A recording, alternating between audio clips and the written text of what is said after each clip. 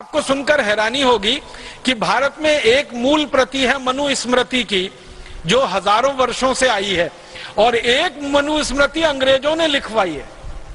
आपको मालूम है, हमारे देश में मनुस्मृति की एक प्रति अंग्रेजों ने लिखवाई है, और अंग्रेजों ने इसको लिखवाने में मैक्स मूलर की मदद ली थी। मैक्स मूलर एक जर्मन विद्वान था जिसको संस्कृत बहुत अच्छे से आती थी। उसको कहा गया कि तुम भारत के शास्त्रों को पढ़ो और पढ़कर उनको बताओ कि उनमें क्या है, फिर जरूरत पड़ने पर उसमें रद्दोबदल करेंगे। तो मैक्स मूलर ने मनुस्मृति का अनुवाद किया, जर्मन में किया, फिर अंग्रेजी में अनुवाद हुआ। फिर अंग्रेजों को समझ में आया कि मनुस्मृति तो न्याय व्यवस्था की सबसे बड़ी पुस्तक है और भारत की न्याय व्यवस्था का आधार है। तो उन्होंने मनुस्मृति में ऐसे विक्षेप डलवा दिए ताकि भारतवासियों को भरमाया जा सके और उनको गलत रास्ते पे चलाया जा सके। उनके मन में मनुस्मृति के प्रति वितृष्णा पैदा हो, उनके मन में मनुस्मृति के प्रति बहुत ज्यादा नीचाई की भावना पैदा हो, इस तरह के विक्षेप डाले गए मनुस्मृति में।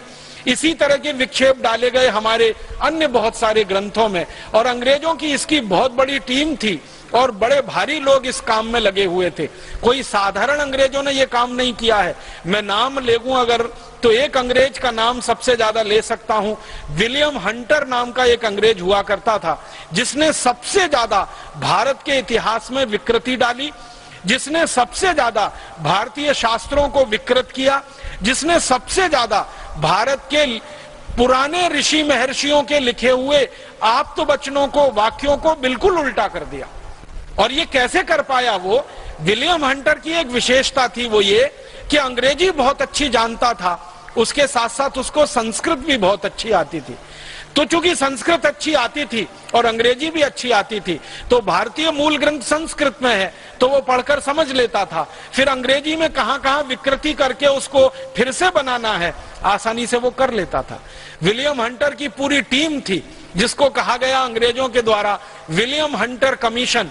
विलियम हंटर कमीशन की रिपोर्ट के बारे में मैं बात करूं, घंटों घंटों उसी में निकल जाएगा। हजारों पन्नों में उन्होंने रिपोर्ट बना के ये बताया है कि हमने भारत के किस किस विषय में, किस किस शास्त्र में क्या क्या परिवर्तन कर दिए हैं।